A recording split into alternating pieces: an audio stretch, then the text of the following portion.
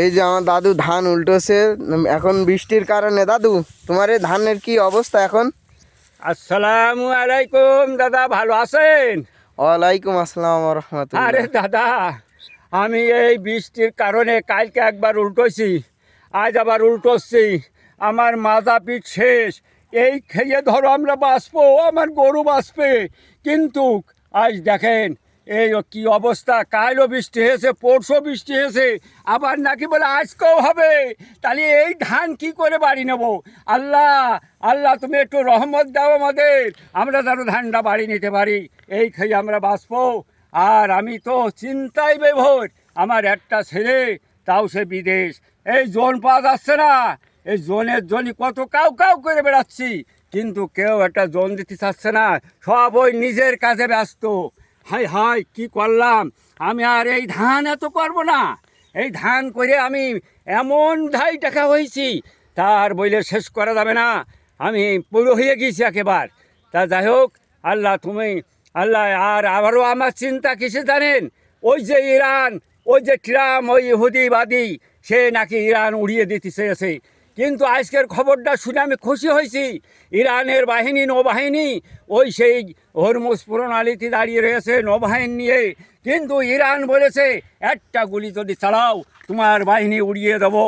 আর আছে রাশিয়া, আর হচ্ছে চীন, সেই জিংজং, সে বলেছে উড়িয়ে দেওয়া হবে। কিন্তু আল্লাহর রহমত তাদের পারে এসে গিয়েছে। আর কি করব? কিন্তু এই দেখেন মাঠে সবাই আমরা কি কাজ করছি, মেয়ে পুরুষ সবাই সবাই মাঠে কাজ করছে। এই ধান নিয়েই আমাদের এখন মানে বিপদ, এই বিপদের মধ্যেই আছি। তা যাই হোক, আপনারা একটু দোয়া করেন যেন ধান, চাষির ধান যেন বাড়ি যেতে পারে। আর এক কথাই যে মোটামুটি আমরা এই খেয়েই বাঁচবো। দাদু, বলছিলাম যে এই যে ভারতের পারে যে অত্যাচার হচ্ছে ভোটের কারণে, এই যে মুসলমানদের উপরে যে অত্যাচার হচ্ছে, এই দেখেন সেই সম্পর্কে মোদি, কিছু বলেন। মোদি সেই ইহুদিবাদী লোক, সে কি করেছে? সে করেছে মুসলমানের পক্ষে, সেই আছে ৯৫-৯০ লাখ হচ্ছে লোকের ভোটার নাম কেটে দিয়েছে। ওই যে তোমার নির্বাচন কমিশন, এই লোক খুব খারাপ লোক। এই মুসলমানদের, বিশেষ করে বর্ডার এলাকার লোকের, মুসলমানদের সব ভোটার তালিকার নাম কেটে দিয়েছে।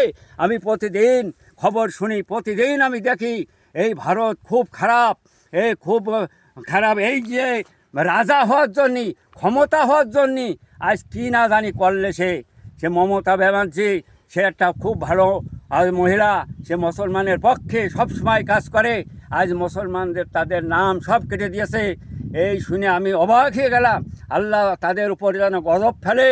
তবে এর ভিতরে গ্যাঞ্জাম হয়েছে, বহু দোকানপাট পুড়িয়ে চড়িয়ে আর ভেঙে চুড়ে দিয়েছে। ভারতে এই যে মসজিদ ভেঙে দিয়েছে, মুসলমানদের বাড়ি ঘরদোর ভেঙে আরও দিয়েছে। বাড়ি ঘরদোর ভেঙেছে, মসজিদ ভেঙেছে এই ইহুদিবাদীরা। তবে মুসলমানরাও একতাবদ্ধ হয়ে তারাও মোকাবেলা করছে। এইটাই আমি দেখলাম খবরে বা টিভির পর্দায় দেখলাম, এরাও খুব শক্তিশালী হয়ে আছে। এই ছিল আজকের মতন খবর। এই ছাড়া আমি আর কিছু বলতে পারবো না। বাংলাদেশ জিন্দাবাদ, বাংলাদেশ জিন্দাবাদ, জয় হোক। আমার বাংলাদেশে যেন কোনো ক্ষয়ক্ষতি না হয়।